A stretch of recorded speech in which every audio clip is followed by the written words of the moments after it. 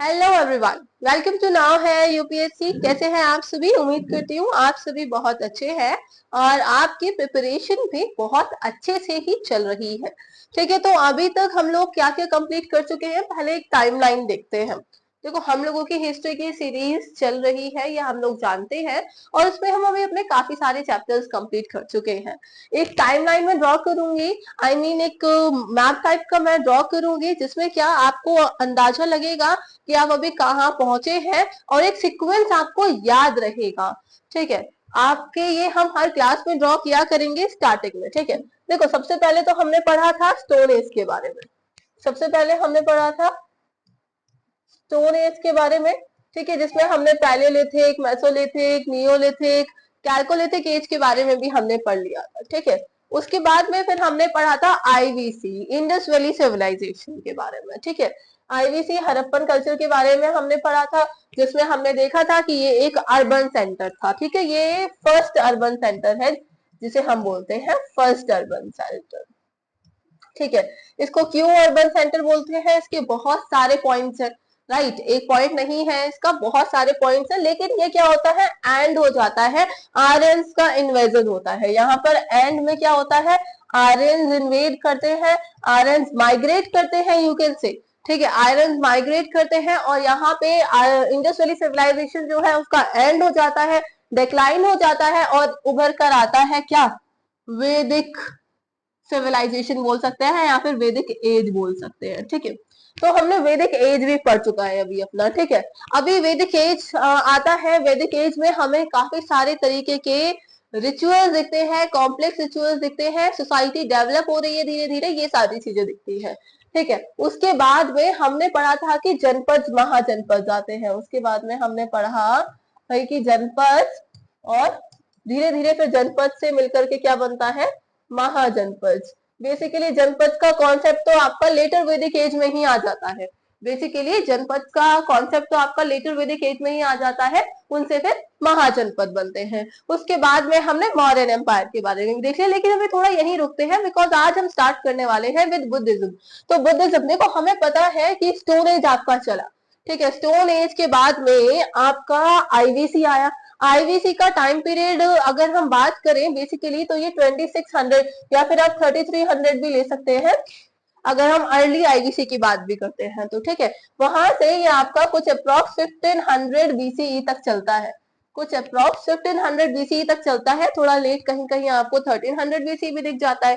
ठीक है, तो ये आपका अप्रोक्सीमेट टाइम पीरियड रहता है, जिससे ये जो 1500 बीसीई से लेके 500 बीसीई तक आपका चलता है वैदिक एज। 1500 बीसीई से लेके 500 बीसीई तक चलता है आपका वैदिक एज। और वैदिक एज के बाद में आपके आते हैं महाजनपद और जनपद। ठीक है, तो यहाँ पे अब हम थोड़ा सा अगर वैदिक एज का टाइम पीरियड देखें तो क्या है, 1500 से 500 है।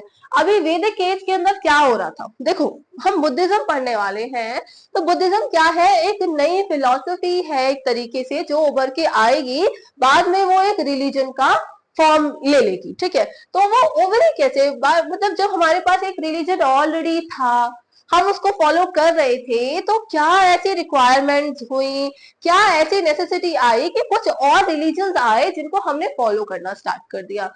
ठीक है, तो वो हमें इस टाइम पीरियड से पता चलेगा, क्योंकि हमें पता है बुद्धिज्म जो आता है वो 500 बीसीई के आसपास में आता है, इसके अराउंड में हमें बुद्धिज्म देखने को मिलता है। अच्छा, हम लोगों ने तो ऑलरेडी पढ़ रखा है ना महाजनपद और जनपद के बारे में, जिसमें हमने बिम्बिसार, अजातशत्रु के बारे में पढ़ा है, जो काफी बड़े एम्परर्स रहे हैं, किंग रहे हैं। तो हमें पता है कि जो बिम्बिसार है वो बुद्धिज्म जैनिज्म को फॉलो करते हैं, या बिम्बिसार के कंटेम्पररी थे बुद्धा।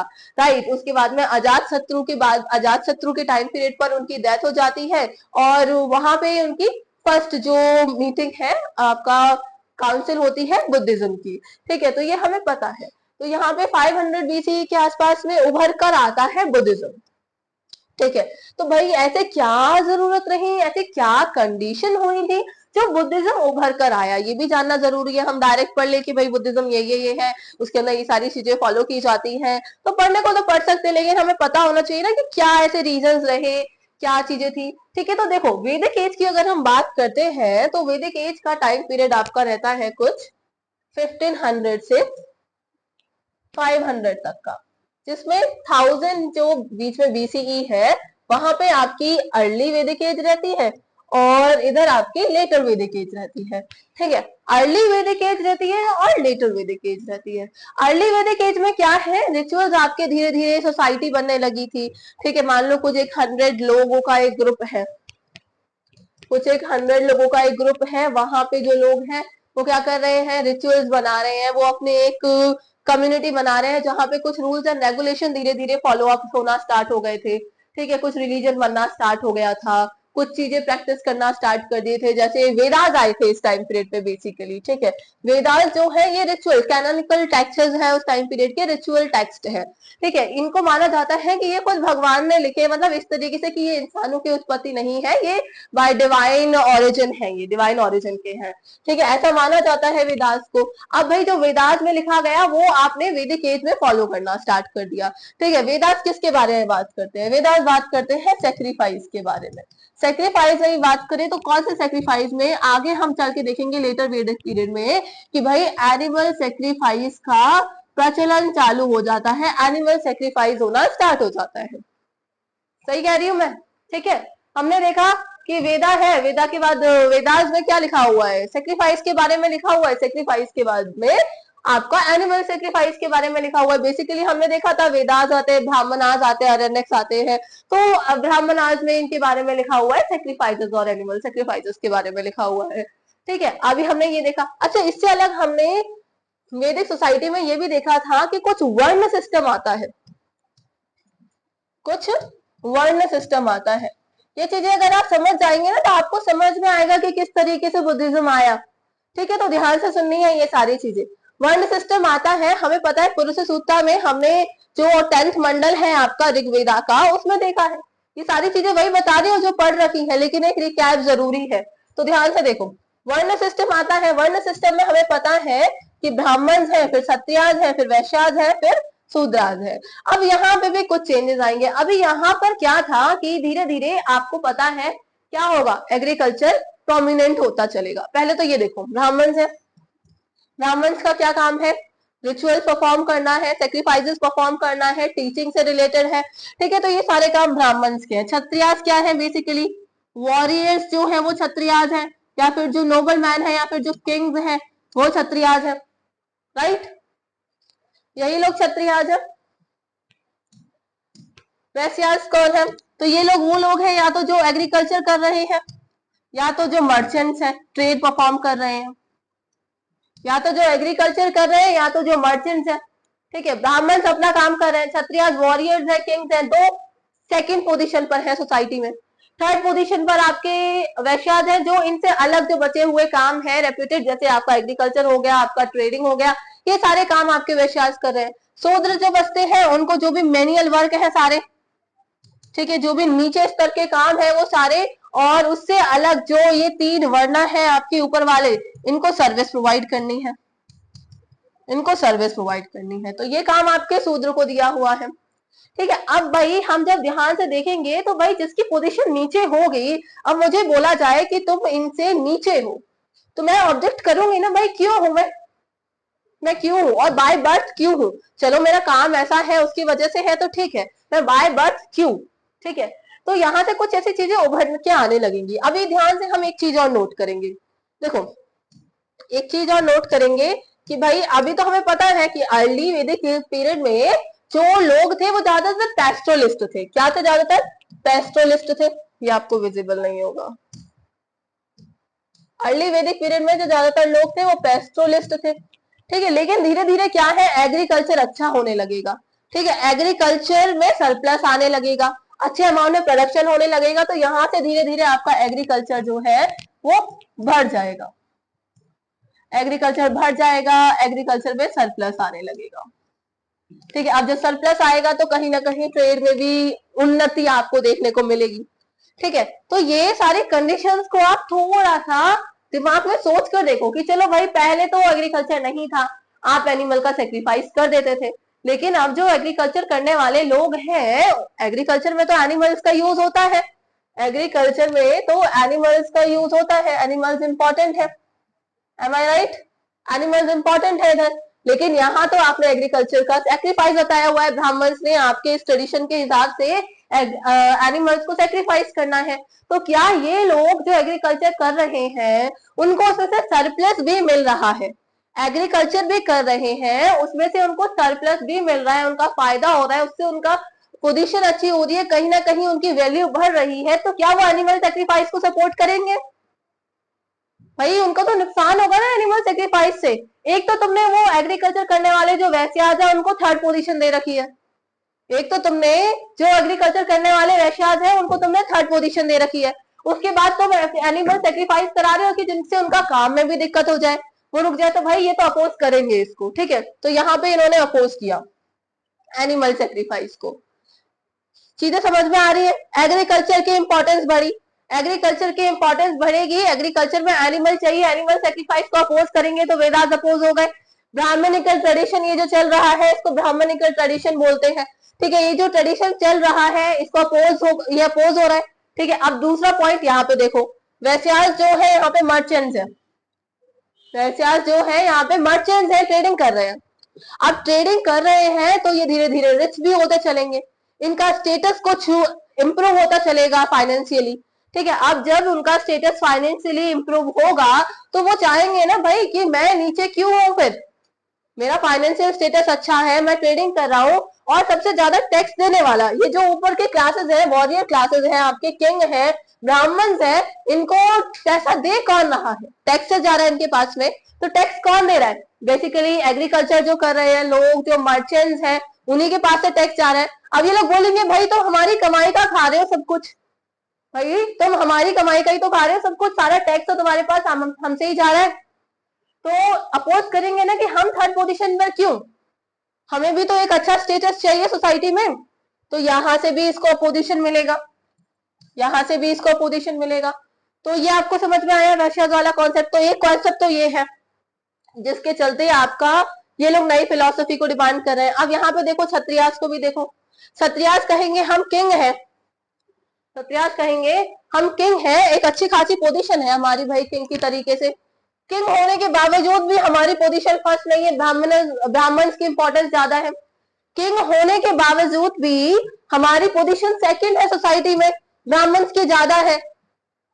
तो ये भी अपोजिशन वाले पॉइंट हो गया एक। तो यहाँ पे ये लोग भी अपोज करने लगेंगे किसको? ब्राह्मण्स को। यहाँ पे क्षत्रियास भी अपोज करने लगेंगे किसको? ब्राह्मण्स को अपोज करने लगेंगे, ठीक है। तो ये भी एक पॉइंट आएगा। अब भाई जब ये दोनों अपोज करेंगे तो हमारे शूद्र जो है वो कहेंगे कि बिना बात के तुमने हमें इतना नीचे कर रखा है, बाय बर्थ हमें इतना नीचे क्यों कर रखा है, वो क्यों कहेंगे कि वो क्यों सब सिस्टम को सपोर्ट करेंगे फिर। अब अगर उनको हम सबसे नीचे रख रहे हैं, उनसे हम कह रहे हैं तुम्हें मीनियल वर्क करना है और सर्विस करनी है, तो क्यों वो इस सिस्टम को सपोर्ट करेंगे? वो तो कोई ऐसा रास्ते के पीछे भागेंगे ना जहां पे मुझे भी इक्वलिटी मिले, ऑब्वियस सी बात है, वहां भागेंगे ना जहां पे उनको भी इक्वलिटी मिले। तो यहाँ पे ये चीजें कुछ सिस्टम इस तरीके से आ रहा है, इसको अपोजिशन मिल रहा है, ये जो वर्ण सिस्टम है इसको अपोजिशन मिल रहा है, यहाँ से बिल्कुल मिल रहा है। यहाँ से ये एनिमल सेक्रीफाइस है इसके अपोजिशन हो रहा है, बिल्कुल हो रहा है, ठीक है। तो ये सारी चीजें आपको समझ में आ रही है, इधर सारी चीजें समझ में आ रही है। अब जब इतनी सारी चीजें ये हो रही है साथ में, तो क्या होगा? जब ये इतनी सारी चीजें एक साथ में हो रही हैं तो क्या होगा? अब लोगों की डिमांड आएगी कि भाई हमें क्या चाहिए, कुछ नया रास्ता चाहिए। अच्छा एक और चीज समझाते हैं यहाँ पे तुम्हें, देखो ऐसा बोला जाता है, ये जो ट्रेडिशन है, ये जो वेदास है, ब्राह्मण है, इनके हिसाब से कि भाई तुम्हें मोक्ष चाहिए in the end, in the end तुम्हें क्या चाहिए? इन द एंड हमें मोक्ष की प्राप्ति करनी है, ठीक है। अल्टीमेटली हम क्या काम कर रहे हैं, हम जो काम कर रहे हैं, हम जो यज्ञ कर रहे हैं, रिचुअल्स परफॉर्म कर रहे हैं, वो किस लिए कर रहे हैं? मोक्ष मिले, मोक्ष मिले। तो ये जो ट्रेडिशन है, वेदास है, इनके अकॉर्डिंग ये जो आपके ब्राह्मणाज हैं, ठीक है, इनके अकॉर्डिंग क्या है?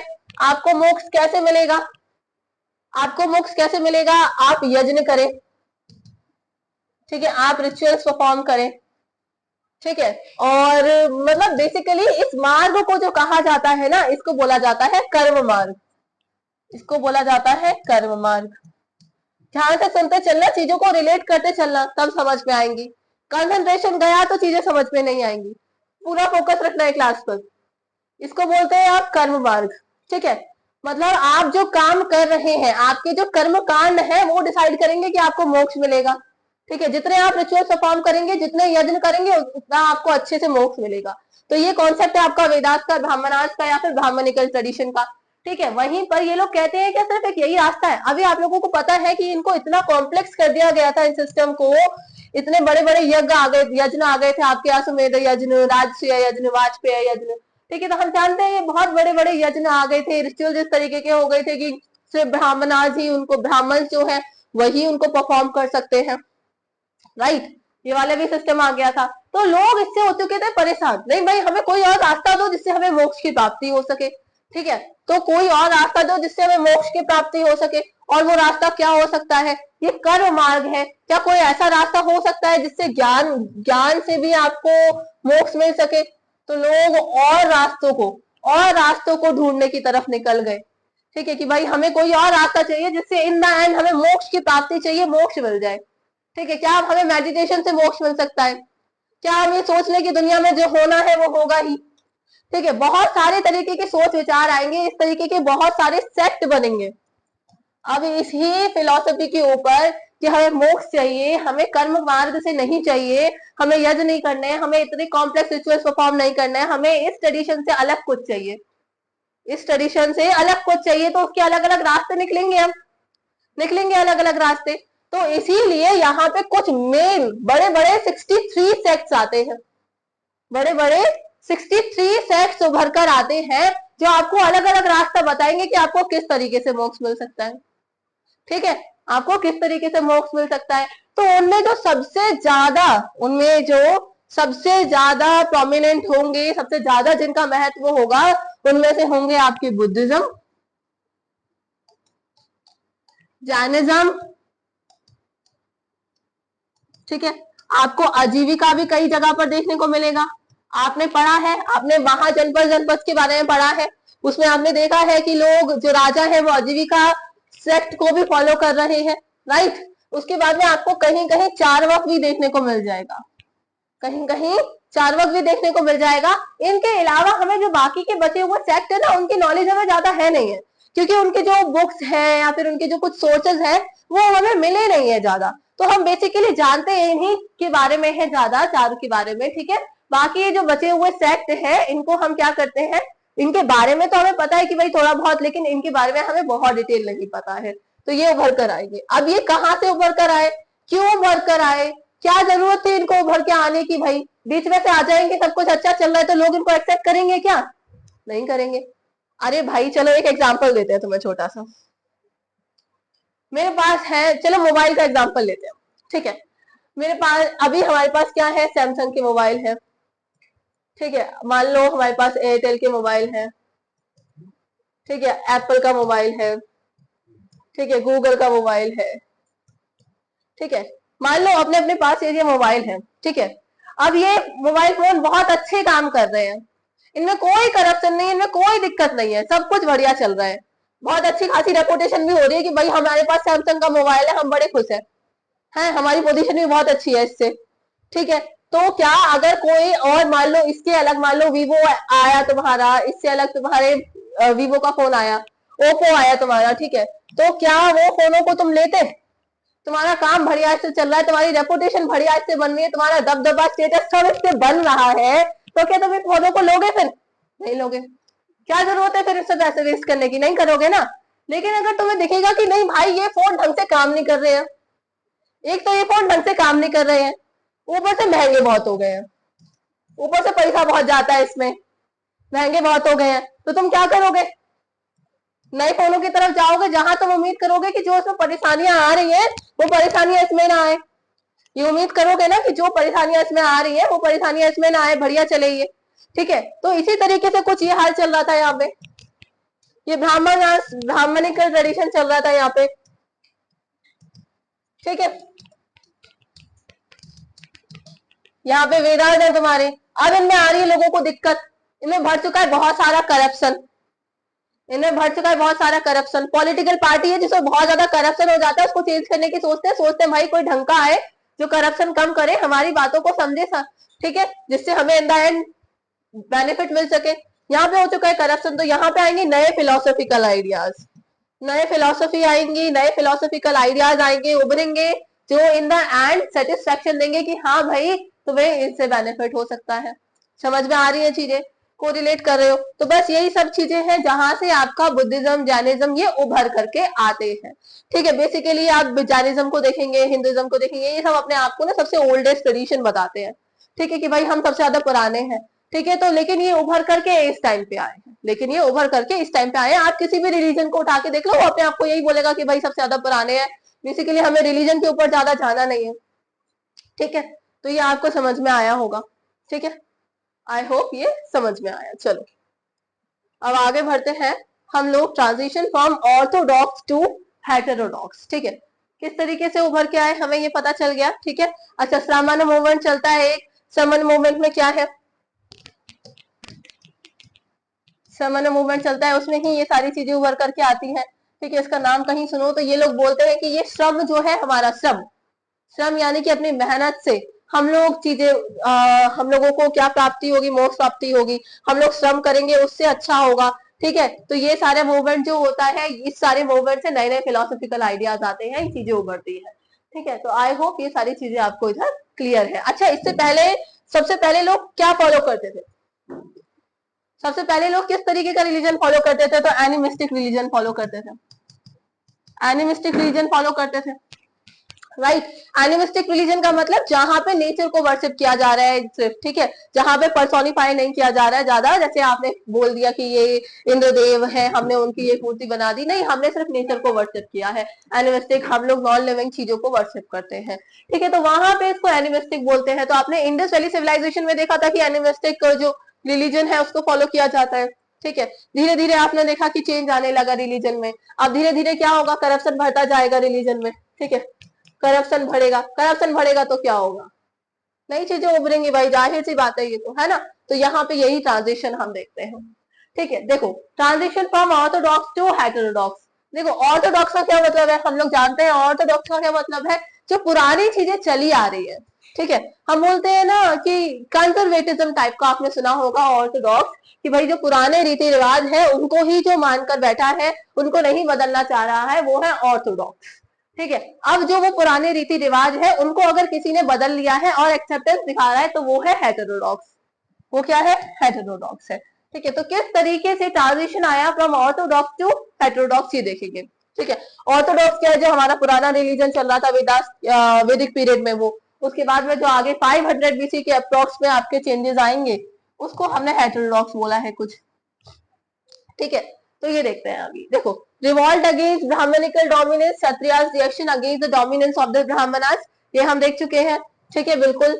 Rise of new agriculture economy which demanded animal husbandry, animal husbandry demand कर रहे हैं, क्या हो रहा है, एग्रीकल्चर इकोनॉमी बढ़ रही है, एग्रीकल्चर इकोनॉमी बढ़ रही है, एनिमल हस्बेंड्री को डिमांड कर रहे हैं, तो एनिमल सेक्रीफाइस को सपोर्ट करेंगे क्या, नहीं करेंगे, सेक्रीफाइस को सपोर्ट करेंगे क्या, नहीं करेंगे। फिर अपोजिशन आ गया यहाँ पे, ऑर्थोडॉक्स के अगेंस्ट फिर अपोजिशन आ गया, patronizing these sects by Vaishyas and other mercantile groups who wanted better social status and a reign of peace।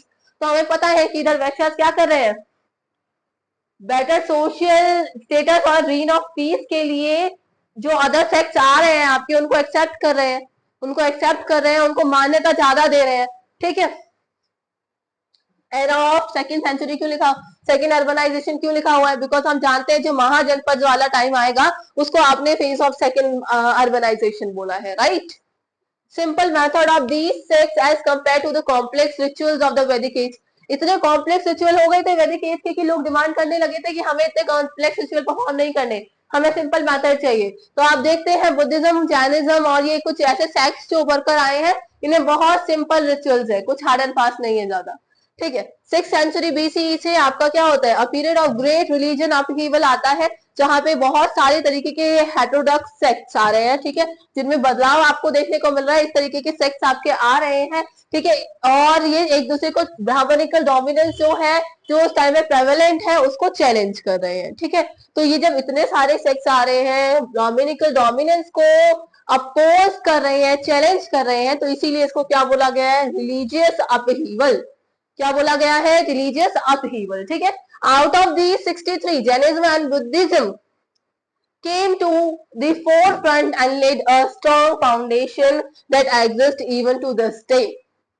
ठीक है, आउट ऑफ दी 63 तो हम सबसे ज्यादा जो जानते हैं बुद्धिज्म को, फिर जैनिज्म को जानते हैं, ठीक है, और इनका एक स्ट्रॉन्ग फाउंडेशन है, आज के दिनों में भी हम इनको जानते हैं, ठीक है, और आज के दिनों में भी क्या काफी कंट्रीज का तो अच्छा खासा एक ट्रेडिशन जो रिलीजन है वो बुद्धिज्म है। आप चाइना को देख लो, आप थाईलैंड को देख लो, म्यांमार को देख लो, जापान को देख लो, तो ये सारे जो बुद्धिज्म को ही फॉलो करते हैं, ठीक है।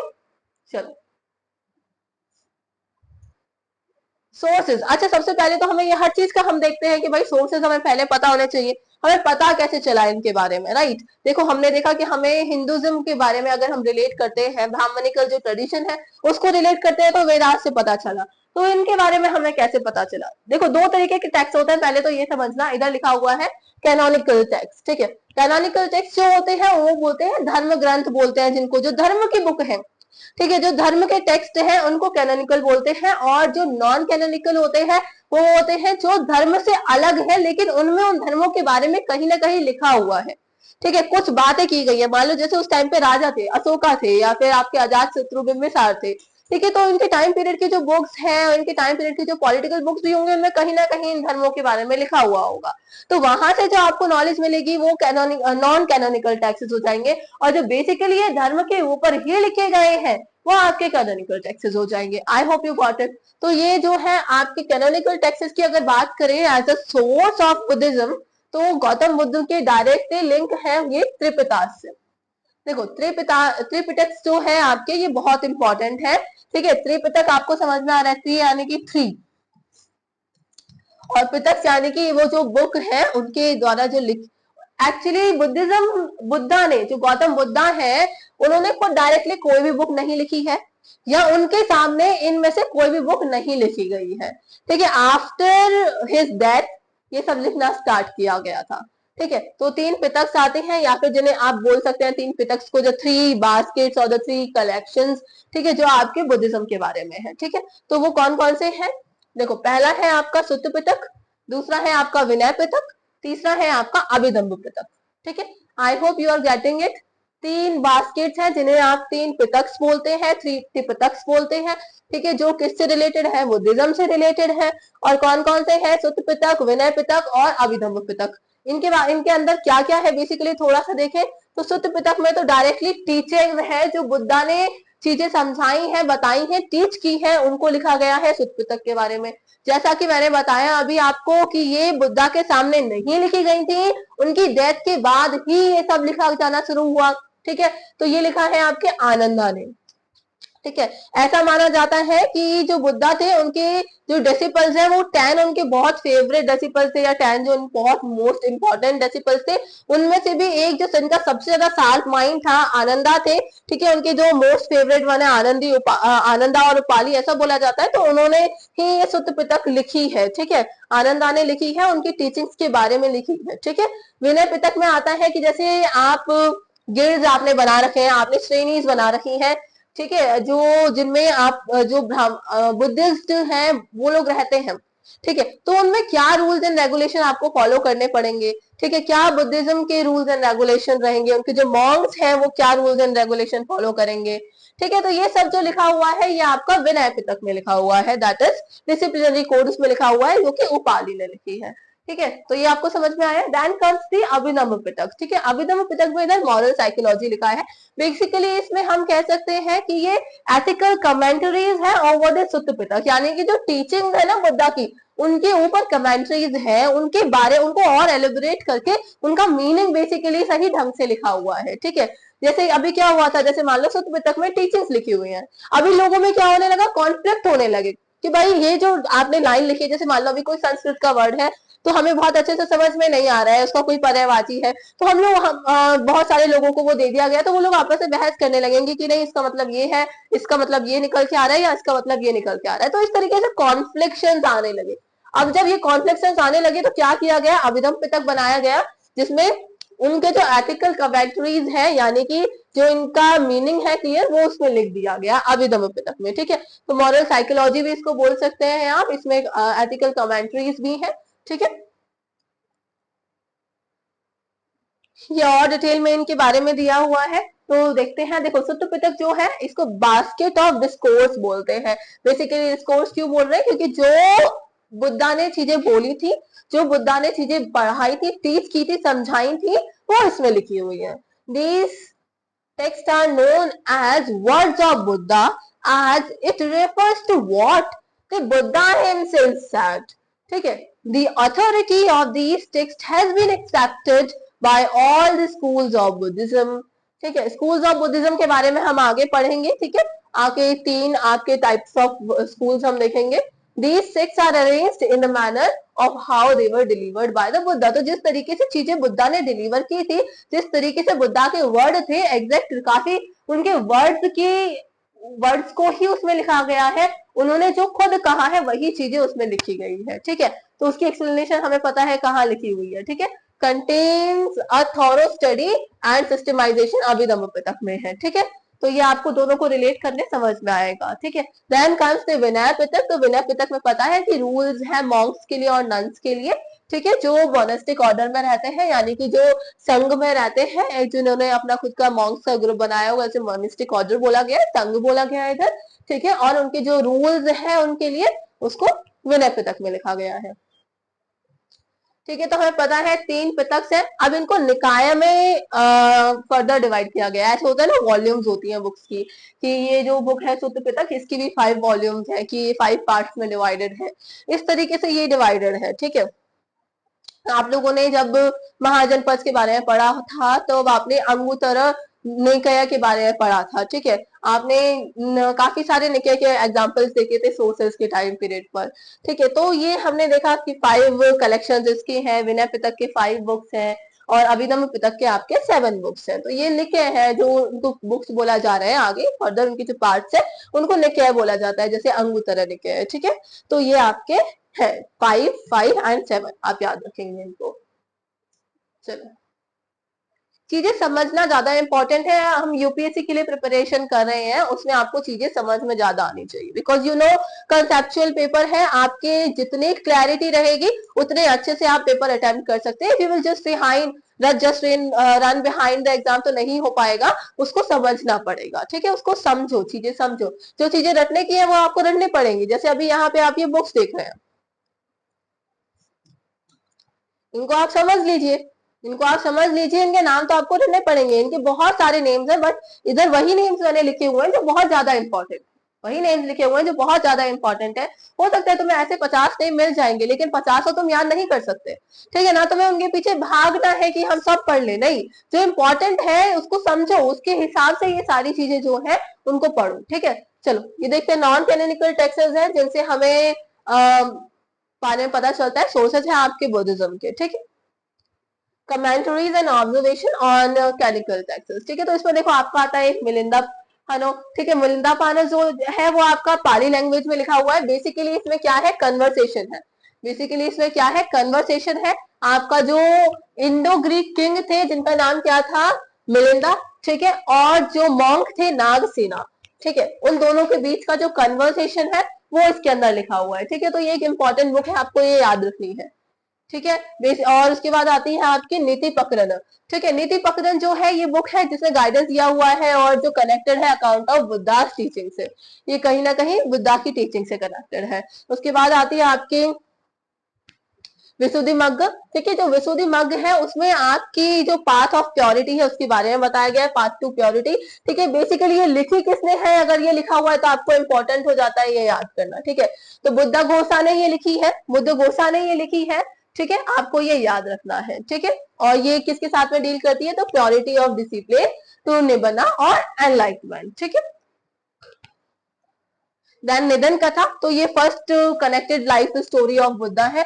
ठीक है, ये आपकी लाइफ स्टोरी से रिलेटेड है। देन दीप वंशा एंड महावंशा, तो हमने पढ़ रखा है, ये श्रीलंका के कुछ टेक्स्ट है जो माइथोनिकल अकाउंट बताते हैं आपके बुद्धा के लाइफ के। ठीक है, पाली में लिखे हुए हैं। देन आपके आते हैं महावत्सु, ये आपका मिक्स संस्कृत और प्राकृत में लिखा हुआ है। ठीक है, संस्कृत और प्राकृत में लिखा हुआ है, और ये एक तरीके से हैजियोग्राफी है बुद्धा की। हैजियोग्राफी से कंफ्यूज मत होना, हैजियोग्राफी जो भी रिटन टेक्स्ट होते हैं या फिर रिटन बायोग्राफीज होती हैं मॉन्क्स की, उनको बोलते हैं हैजियोग्राफी। ठीक है, तो ये लिखी हुई है लैंग्वेज में। समटाइम्स आप लैंग्वेज में कंफ्यूज हो जाते हैं, तो let me make it clear है। ठीक है, कहीं कहीं आपको देखने को मिलेगा कि मान लो ऐसा आपको बुद्धिस्ट टेक्स्ट जो है ना, ज्यादातर जो बुद्धिस्ट टेक्स्ट है आपको ज्यादातर देखने को मिलेगा कि पाली में लिखे हैं। ठीक है, आपको जैनिज्म टेक्स्ट ऐसे ज्यादातर देखने को मिलेंगे कि आपको ये किस में लिखे हैं, प्राकृत में लिखे हैं। किस में लिखे हैं, प्राकृत में लिखे हैं। तो आपको कंफ्यूज ऐसे ज्यादा नहीं होना है। प्राकृत क्या है, प्राकृत जैसे एक तो संस्कृत है आपका, एक संस्कृत है आपका, तो संस्कृत से अलग जो लैंग्वेजेस है ना उनको प्राकृत बोला हुआ है। संस्कृत से अलग जो लैंग्वेजेस है ना उनको प्राकृत बोला हुआ है। तो प्राकृत का एक पार्ट आपका पाली भी है, प्राकृत का एक पार्ट आपका पाली भी है, उसमें और लैंग्वेजेस भी आ रही है। ठीक है, तो ये आपको कंफ्यूज नहीं होना है, इसमें समझना है इसको। अब बुद्धा की स्टोरीज की तरफ बढ़ते हैं जो आपको इंटरेस्ट दिलाएगा इसमें और ज्यादा। ठीक है, देखो अगर आप हिस्ट्री को बोरिंग बना के पढ़ना चाहो तो जितना बोरिंग आप बनाना चाहे उतना बना सकते हैं। हिस्ट्री को आप इंटरेस्टिंग बना के पढ़ना चाहो तो जितना इंटरेस्टिंग आप बनाना चाहे उतना बना सकते हैं। तो it's totally depending on you. ठीक है, what you want, how you want to study. ठीक है, तो कुछ बायोग्राफीज जो है बुद्धा की, उनमें जैसे सुत्त पिताका और बिना पिताका जो है उनमें जो लिखा हुआ है थोड़ा सा उनके बारे में देखते हैं। ठीक है, according to the sources Gautam Buddha. ठीक है, गौतम बुद्ध की कुछ नेम्स है यहाँ पे दिए हुए, जैसे शाक्य मुनि दिया हुआ है, जैसे तथागत दिया हुआ है। ठीक है, शाक्य मुनि, तथागत का मीनिंग क्या होता है, जो हर जगह प्रेजेंट है। तथागत का मीनिंग होता है जो हर जगह प्रेजेंट है। और शाक्य मुनि इनको इसलिए बोला गया है क्योंकि ये शाक्य क्लैन से बिलोंग करते थे। ठीक है, क्योंकि इनके जो फादर थे सुद्धोधना, ठीक है, तो वो चीफ कहाँ के थे, शाक्य क्लैन के चीफ थे, इसलिए इन्हें शाक्य मुनि बोला गया है। तो यहाँ से याद रखेंगे आप। ठीक है, अब ये आपको यहाँ पे याद रखने वाली जो बात है ना, ये यहाँ हो जाती है कि ये कपिल वस्तु में रूल किया है इन्होंने। किन्होंने, फादर जो है सुद्धोधना है, चीफ है शाक्य क्लैन के, हु रूल्ड फ्रॉम कपिल वस्तु इन द कोसाला किंगडम। तो हमें पता है, हमने महाजनपद के बारे में पढ़ा हुआ है। ठीक है, महाजनपद के बारे में पढ़ा हुआ है, उसमें हमने देखा था कोसाला एक किंगडम है। ठीक है, तो कोसाला किंगडम से में एक जगह है कपिल वस्तु। ठीक है, तो कपिल वस्तु से इन्होंने रूल किया है। ठीक है, और शाक्य क्लैन है इनका बेसिकली, तो इनको इसलिए शाक्य मुनि बोला गया है। किसको, बुद्धा को बोला गया है। और इनके फादर जो है वो सुद्धोधना है। फादर का नाम याद रहे ना रहे इतना इंपॉर्टेंट नहीं है, लेकिन ये याद, अब देखो जब इन्होंने यहाँ से रूल किया है, इनके फादर यहीं से बिलोंग करते हैं, तो भाई इनका बर्थ कहाँ हुआ होगा। इनका बर्थ अगर आपसे पूछ लिया, आपको लुम्बिनी तो याद रहेगा एक बार को, ठीक है, लेकिन आपसे पूछ लिया जाए कि बताओ कौन से जनपद में या कौन से महाजनपद में बुद्धा का जन्म हुआ है, तो आप क्या बोलेंगे। तो आपको पता होना चाहिए कि भाई कोसाल से किया है जब रूल, तो कोसाल किंगडम से ही होगा। अब आप ये तो याद कर लेंगे कि भाई लुम्बिनी में हुआ है, ठीक है, लेकिन आप ये भूल जाएंगे कि कौन सा किंगडम है, तो ये आपको याद रखना है। ठीक है, कोसाल किंगडम। मदर इनकी महामाया थी, बेसिकली जो प्रिंसेस थी कोसाला डायनेस्टी की, लेकिन उनका जो बुद्धा की बर्थ के टाइम पर ही उनकी डेथ हो गई थी। और उनकी जो मदर है, स्टेप मदर है, उन्होंने इनको रेज किया था, और स्टेप मदर का इनका नेम है गौतमी। ठीक है, और इनकी जो मैरिज है वो एट द एज ऑफ 16 ही हो गई थी टू यशोधरा। एंड इनका जो सन है बुद्धा का, उनका नाम है राहुल। चलो यहाँ पे एक थोड़ी सी स्टोरी है, तो मैं आपको बताती हूँ, ये सब चीजें आपको समझ में आएंगी फिर। हम्म जब गौतम बुद्ध का जन्म हुआ था, जब गौतम बुद्ध का जन्म हुआ था, तो भाई जाहिर सी बात है पंडित लोग आते हैं, कुछ मॉन्क्स आते हैं, साधु संत आते हैं। ठीक है, तो जब आए थे तो उन्होंने गौतम बुद्ध के फादर जो है, गौतम बुद्ध का पहले नाम क्या था, सिद्धार्थ था। क्या था, सिद्धार्थ था। ठीक है, तो सिद्धार्थ, अभी मैं जब बर्थ हुआ है तब तक तो उनका नाम गौतम बुद्ध नहीं था, सिद्धार्थ था। तो गौतम बुद्ध के फादर के पास में कुछ मॉन्क्स आए होते हैं। वो मॉन्क्स गौतम बुद्ध के फादर से बोलते हैं कि भाई ये जो बच्चा है ना, ये जो बच्चा है ना, ये आगे चल के या तो बहुत बड़ा राजा बनेगा, या तो बहुत बड़ा राजा बनेगा, या तो बहुत बड़ा एक साधु बनेगा, बहुत बड़ा साधु बनेगा कि ये दुनिया को एक नया रास्ता दिखाएगा। ठीक है, तो इनके जो फादर थे गौतम बुद्ध के, ये इस बात से बहुत डर जाते हैं। एक तरफ से खुशी भी है कि बहुत बड़ा राजा भी बन सकता है। अब भाई जब राजा है खुद, तो यही चाहेंगे ना मेरा बेटा आगे चल के राजा बने, क्योंकि उन्हें पता है कि भाई क्या रेपुटेशन है, क्या चीजें हैं इससे रिलेटेड, तो वो चाहेंगे कि मेरा बेटा आगे चल के राजा बने, कहीं साधु संत ना बन जाए। तो वो क्या करते हैं, इस बात से डर के अपने बेटे को, यानी कि गौतम बुद्ध जो बने हैं आगे चल के, उनको वो अपने महल से बाहर निकलने ही नहीं देते हैं, उनको वो वहां से बाहर निकलने ही नहीं देते हैं और महल में ही वो रहते हैं, ठीक है, ताकि वो बाहर के जो दुख पीड़ा है उनको ना देख पाए, क्योंकि वो अगर उनको देख लेंगे तो वो फिर अलग रास्ते पे जाने की चाह रख सकते हैं, ठीक है। तो इसीलिए ये इनको रखते हैं और एट द एज ऑफ 16 उनकी शादी भी कर देते हैं और इनका सन रहता है राहुल, ठीक है। लेकिन एक दिन क्या होता है, at the age of 29 finally, at the age of 29 Gautam Buddha जो है वो एक अपने चैरिटर को लेके, अपने चैरिटर को लेके अपने फेवरेट हॉर्स के साथ में, दैट इज कंटका, अपने चैरिटर को लेके अपने फेवरेट हॉर्स के साथ में, जिनका नाम, हॉर्स का नाम कंटका है, बेसिकली याद रखने की जरूरत नहीं है for the purpose of UPSC, ठीक है, उनको लेके चले जाते हैं। कहाँ? बाहर निकल जाते हैं। बाहर निकल जाते हैं तो भाई अब जिसने बाहर की दुनिया अभी तक ज्यादा नहीं देखी है वो क्या करेगा, चीजों जानेगा समझेगा, तो उनको कुछ 4 चीजें नजर आती है, उनको कुछ 4 चीजें नजर आती हैं जो अपने चैरिटर से पूछते हैं और वो फिर चैरिटर जो है वो उनको बताते हैं कि क्या है ये। वो पहले तो देखते हैं एक ओल्ड मैन को, तो पहले तो देखते हैं एक ओल्ड मैन को, वो देखते हैं कि वो ओल्ड मैन किस तरीके से झुक करके चल रहा है, ठीक है। पहले तो देखते हैं वो एक ओल्ड मैन को, ठीक है। तो ये जो चैरिटर है वो बताते हैं कि एक दिन हर किसी को बूढ़ा होना ही है, ये तो नियति है कि एक दिन हर किसी को इस एज पर आना ही है, ठीक है। तो ये फिर एक चीज देख ली उन्होंने। फिर वो देखते हैं एक सिक मैन को, ठीक है, फिर वो देखते हैं एक सिक मैन को, जहां पर फिर उनके चैरिटर बताते हैं कि भाई ये तो दुनिया की नीति है कि भाई बीमार तो पड़ते ही है इंसान, ठीक है। तो यहाँ पे वो एक बड़े ही परेशान सिक मैन को देखते हैं, यहाँ पे एक ओल्ड मैन को देखते हैं।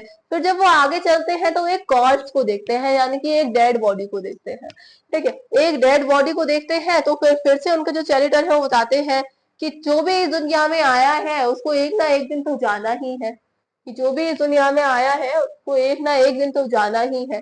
फिर एट लास्ट वो एक साधु को देखते हैं, एक मॉन्क को देखते हैं, एट लास्ट एक एस्थेटिक को देखते हैं, यानी कि एक मॉन्क को देखते हैं जो ये दुनियादारी की जो चीजें हैं उनको छोड़ चुका है और वो जैसा है अपने हाल में बड़ा खुश नजर आ रहा है, बड़ा खुश नजर आ रहा है, अंदर से संतुष्ट नजर आ रहा है, उसको किसी चीज की चाह नहीं है। तो वो ऐसे देखते हैं एक साधु को। तो यहाँ से बेसिकली वो फिर अपने महल वापस जाते हैं और वो सोचते हैं कि भाई ये सब चीजों को देखने के बाद में वो अपना मन बदल लेते हैं और फिर क्या होता है, एट लास्ट वो निकल पड़ते हैं एनलाइटनमेंट ढूंढने के लिए, ठीक है। And thus he left his place to become a wanderer in the last phase of the dark night with Channa, the charioteer, and his favorite horse Kantaka in search of truth, ठीक है। तो in search of truth निकल जाते हैं जब वो अपने जगह को छोड़ करके जाते हैं इन सर्च ऑफ ट्रुथ, सच्चाई, यानी कि सच्चाई है क्या इस दुनिया की, ये ढूंढने के लिए, या कह सकते हैं मोक्ष की प्राप्ति के लिए, एनलाइटनमेंट के लिए, इतना ज्ञान प्राप्त करने के लिए जब वो निकलते हैं तो उसको क्या बोलते हैं।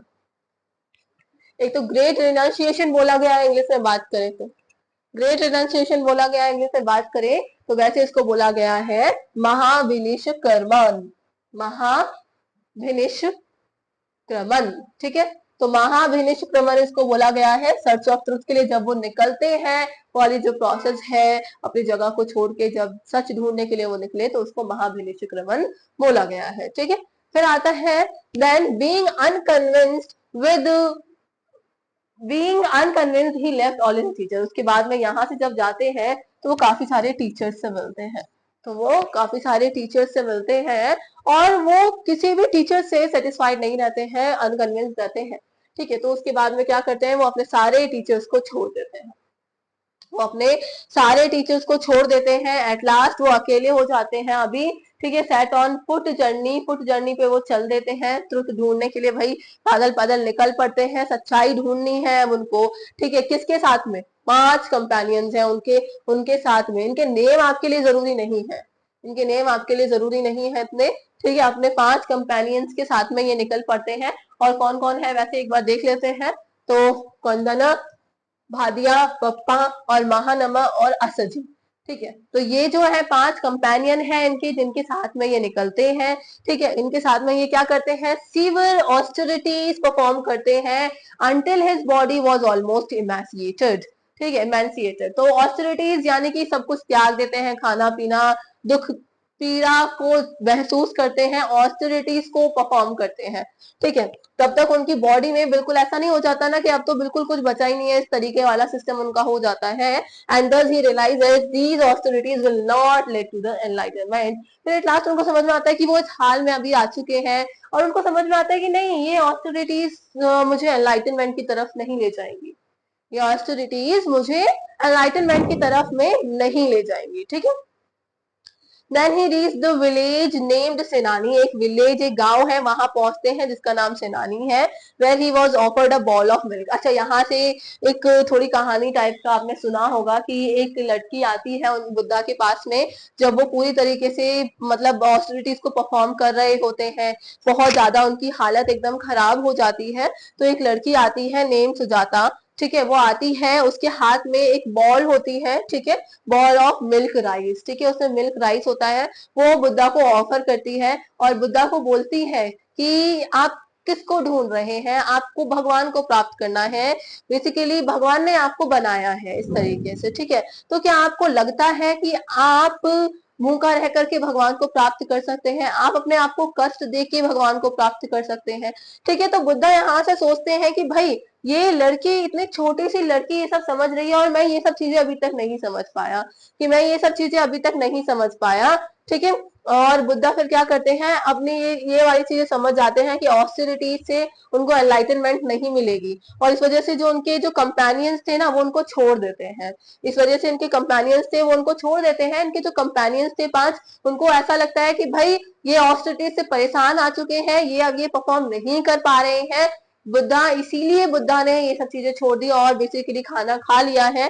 ठीक है, वो तो एक बहाना है। ठीक है, लड़की का तो एक बहाना है, बाकी ये सोच करके ये इनको छोड़ देते हैं। और आफ्टर ऑल दिस, बुद्धा जो है एक पीपल के पेड़ के नीचे, जिसका फेस जो था ईस्ट साइड, मतलब ईस्ट की तरफ खुद का फेस करके क्या करते हैं, पीपल की ट्री के नीचे बैठ जाते हैं। ठीक है, और where he resolved not to rise again until enlightenment was attained। तो वहां पे वो बैठ जाते हैं और सोचते हैं कि भाई तब तक मैं नहीं खड़ा होऊंगा जब तक मुझे एनलाइटनमेंट की प्राप्ति नहीं हो जाती है। ठीक है, तो ये वाली कहानियां आपने काफी बारी सुनी भी हो सकती हैं, ये कहानियां हैं कुछ इंटरेस्टिंग। अभी एक कहानी और आएगी, द गॉडेस ऑफ मारा की। ठीक है, तो जब वो वहां पे पीपल ट्री पे बैठे हुए होते हैं ना, तो एक लॉर्ड ऑफ इल्यूजन है। ठीक है, लॉर्ड ऑफ इल्यूजन है, जिनका नाम है मारा। बेसिकली वो मारा के रूप में आती है, तो मारा है। ठीक है, ऐसा बोला जाता है कि भाई जब गौतम बुद्ध उस पीपल के ट्री के नीचे बैठे हुए थे, एनलाइटनमेंट की प्राप्ति उन्हें करनी थी, तब वो आती है। ठीक है, वो आती है और ऑफर करती है, टेम्पटेशन देती है, बहुत सारी चीजें ऑफर करती है बुद्धा को कि तुम ये सब छोड़ दो, मैं तुम्हें बहुत सारी चीजें दूंगी। ठीक है, मैं तुम्हें जो तुम्हें चाहिए वो दूंगी, तुम्हें बहुत सारी चीजें के लालच देती है एक तरीके से। तो गौतम बुद्ध क्या करते हैं, जमीन को स्पर्श करते हैं, मतलब जमीन को स्पर्श करते हुए ये बोलते हैं कि भाई मुझे ये शक्ति दो, मतलब मारा को बताओ कि भाई मैं टेम्पटेशन में नहीं आऊंगा, मुझे ये सब चीजें नहीं चाहिए, मैं अपने रास्ते पे बना रहूंगा। ठीक है, इस तरीके वाली चीजें होती हैं, और फिर इस तरह से समझ में आ जाता है कि भाई किसी टेम्पटेशन में नहीं आने वाले हैं गौतम बुद्ध, और बेसिकली यहाँ से उनको एनलाइटनमेंट अटेन हो जाता है। The lord of illusion happened to distract Buddha from his work, but Gautam's wisdom broke through his illusion, and the power of his compassion transformed the demon's weapon into the flowers। तो demons weapon बोला गया है, जो मारा के weapon वगैरह है, जो उनको लालच देना चाह रही है, उनको भी फ्लावर्स में कन्वर्ट कर दिया जाता है, और बेसिकली गौतम बुद्ध को एनलाइटनमेंट प्राप्त होता है। ठीक है, एट द 10, इसीलिए क्या बोला जा रहा है कि at the age of 35, that at the age of 35 ultimately enlightenment को क्या बोला गया है, निर्वाणा बोला गया है। बेसिकली एनलाइटनमेंट अचीव कर लिया गया बाय गौतम बुद्ध। ठीक है, तो यहाँ से हम आगे की लाइफ के बारे में पढ़ेंगे गौतम बुद्ध की। आई होप यहाँ तक की कहानी समझ में आई है। ठीक है, यहाँ पे निर्वाणा अटेंड कर लिया है किसने, गौतम बुद्ध ने। ठीक है, एट गयाम अंडर द पीपल ट्री। ठीक है, at Uruvela. on the bank of river Niranjana and came to be known as Buddha the enlightened one। ठीक है, और यहाँ से ही इनको बुद्धा बोले जाने लगा, द एनलाइटेंड वन। बुद्धा का मतलब है द एनलाइटेंड वन, और यहाँ से ही इनका नाम गौतम बुद्धा फिर पड़ जाता है। ठीक है, ये बैंक और रिवर का नाम आप याद रख सकते हैं, निरंजना रिवर है। ठीक है,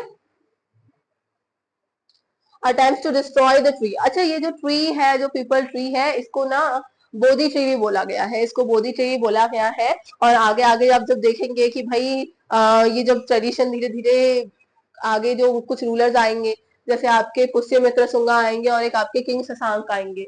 ठीक है, तो ये लोग क्या होंगे, फिर से ब्राह्मणिकल ट्रेडिशन को लाना चाहेंगे, उसकी वजह से ये बुद्धिज्म के जो निशानियां हैं उनको मिटाना चाहेंगे, और ये दोनों क्या करते हैं, इसीलिए डिस्ट्रॉय कर देते हैं जो बोधि ट्री है, जिसके नीचे बुद्धा ने बैठ के प्रेयर की थी, एनलाइटनमेंट अटेंड किया था, तो उसको ये डिस्ट्रॉय कर देते हैं। कौन कौन है, तो याद रखेंगे, किंग शशांका और king Pushyamitra Shunga.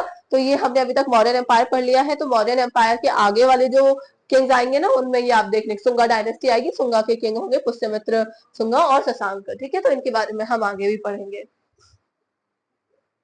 Buddha delivered his first sermon on the deliverance of suffering. तो पहला जो सरमन दिया उन्होंने, पहले जो टीचिंग, पहला जो ज्ञान दिया उन्होंने, वो सफरिंग्स के ऊपर दिया था। ठीक है, टू हिज 5 फॉर्मर, अब जब इनको एनलाइटनमेंट अटेंड हो गया ना, तो उनके जो 5 कंपेनियंस थे वो साथ में आ जाते हैं फिर। ठीक है, और उनको ये पहला ज्ञान देते हैं ऑन द सफरिंग्स। ठीक है, and who had deserted him in the deer park at Sarnath. तो आपको ये पता होना चाहिए कहाँ छोड़ दिया था इन 5 कंपेनियंस ने, डियर पार्क में छोड़ दिया था, सारनाथ पे। फिर से ये लोग मिल जाते हैं जब बुद्धा को एनलाइटनमेंट अटेंड होता है, और पहला जो सरमन देते हैं बुद्धा, वो देते हैं ऑन सफरिंग्स। ठीक है, ऑन सफरिंग्स देते हैं कि भाई सफरिंग्स तो हर किसी की लाइफ में आएंगी ही आएंगी, सफरिंग्स तो हर किसी की लाइफ में आएंगी ही आएंगी, उनसे निकलने के आपको आगे रास्ते पता चलेंगे। ठीक है, this event is known as Dharma Chakra Parivartan. ठीक है, Dharma Chakra Parivartan meaning turning the wheel of Dharma. अब यहाँ से उन्होंने सरमन देना स्टार्ट कर दिया, डिलीवरिंग अपने जो सरमन है उनको डिलीवर करना स्टार्ट कर दिया। यहाँ से बोला गया है कि जो धर्म का पहिया है, जो धर्म का चक्र है, वो अब घूमने लगा है, वो अब घूमने लगा है, वो अब चलने लगा है। दैट इज दिस, इसीलिए इस इवेंट को क्या बोला गया, धर्म चक्र परिवर्तन। ठीक है, परिवर्तन नहीं, एक्चुअली परिवर्तन। ठीक है, तो इसका मीनिंग क्या है, turning the wheel of dharma, and this way his disciples become arhat. ठीक है, तो ये अरहत बोला गया है इधर, अरहत उनको बोला गया है जिनसे आगे बुद्धा से इनको ज्ञान प्राप्त होगा। ये भी एनलाइटन होते चलेंगे धीरे धीरे, इनको भी बहुत सारी ज्ञान की प्राप्ति होने लगेगी। ठीक है, इसीलिए इनको इधर अरहत बोला गया है। अरहत का मीनिंग होता है a perfected person who has gain insights into the true nature of existence and has achieved nirvana spiritual enlightenment. ठीक है, जो स्पिरिचुअली एनलाइटन हो चुका है उसको अरहत बोला गया है बुद्धिज्म में। ठीक है, जब आप जैनिज्म पढ़ेंगे तो इनसे कंपेयर करना। ठीक है, वहां पे क्या बोला जाएगा, जो एनलाइटन वन है उससे उसको देखना आप लोग। ठीक है, चलो तो आगे देखते हैं। तो Buddha constituted an audience of his disciples which came to be known as Sangha. अब भाई जो उनकी ऑडियंस है, जो उनको सुन रहे हैं, जो उनसे ज्ञान की प्राप्ति कर रहे हैं, उनका उन्होंने एक ग्रुप टाइप का बना दिया, जिसको क्या बोला गया, संघ बोला गया। क्या बोला गया, संघ बोला गया। ठीक है, he finally attained Mahaparinirvana at the age of 80। Mahaparinirvana का मतलब क्या है, उनकी डेथ हो गई। ठीक है, he died at the age of 80 at Kushinagar. Kushinagar कहाँ पर है, मल्ल महाजनपद में है। ठीक है, उनके बर्थ कहाँ हुआ था, कोसाले महाजनपद में हुआ था, और डेथ कहाँ हुई थी, तो मल्ल महाजनपद में हुई थी। और उनको जो डेथ हुई थी उसको क्या बोला जाता है, महापरिनिर्वाणा। ठीक है, निर्वाणा उन्होंने अचीव किया था, दैट इज एनलाइटनमेंट। और जब डेथ हुई तो उसको बोला गया है महापरिनिर्वाणा। ठीक है, क्या पूरी तरीके से मोक्ष की प्राप्ति हो गई है उनको, दैट इज महापरिनिर्वाणा। ठीक है, एट द एज ऑफ 80 याद रखेंगे। हिज लास्ट वर्ड्स वर, अब उनकी जब उन्होंने महापरिनिर्वाणा अटेन कर लिया तो उनके कुछ लास्ट वर्ड्स होते वो ये थे कि all composite things decay stove diligently. मतलब क्या है इसका, यहाँ पे भी आप ध्यान से पढ़ेंगे तो उसको समझ में आएगा कि ये बताते हैं कि जो भी चीजें है ना दुनिया में, वो ट्रांजिटरी है। कुछ भी चीज परमानेंट नहीं है इस दुनिया में। सभी चीजों को एक ना एक दिन अपने अंत की तरफ आना ही है, एक ना एक दिन डिके होना ही है। कुछ भी सेम नहीं रहेगा, कुछ भी एज इट इज नहीं रहेगा, ठीक है। आपको क्या करना है, आपको अपने एनलाइटनमेंट के लिए, आपको अपने सेल्वेशन के लिए, अपने एनलाइटनमेंट के लिए, मोक्ष की प्राप्ति के लिए धीरे धीरे एक अच्छे तरीके से उस पर काम करते रहना है, उस पर लगे रहना है, ठीक है। तो ये बोलते हैं लास्ट वर्ड्स हैं आपके बुद्धा के, ठीक है। डॉक्ट्रिन्स ऑफ बुद्धा है, ठीक है। यहां तक हमने पढ़ लिया। अब हम बात करेंगे डॉक्ट्रिन्स ऑफ बुद्धा की नेक्स्ट लेक्चर के अंदर, ठीक है। आई होप यहां तक आपको समझ में आया किस तरीके से बुद्धिज्म आया, ठीक है, क्या स्टोरी थी बुद्धा की, किस तरीके से बुद्धा ने एनलाइटनमेंट अचीव किया, वो सारी चीजें हमने देख ली है, ठीक है। पहला सरमन उन्होंने सफरिंग्स के ऊपर दिया, ठीक है। अब डॉक्ट्रिन्स देखेंगे उनकी, ठीक है, किस तरीके से उनको वर्शिप किया जाने लगा, क्या क्या उनको माने जाने लगा, ठीक है। फर्दर इसके डिवीजन होंगे, हिनायान, महायान और थेरावद, इन सारी चीजों को जो डिविजन है वो सब देखेंगे हम आगे, ठीक है। इस वीडियो के लिए इतना ही, और आप लोग ये सारी चीजें जो है उन्हें याद करो, बेसिकली समझो, ठीक है, समझना इंपॉर्टेंट है। And this is all, thank you.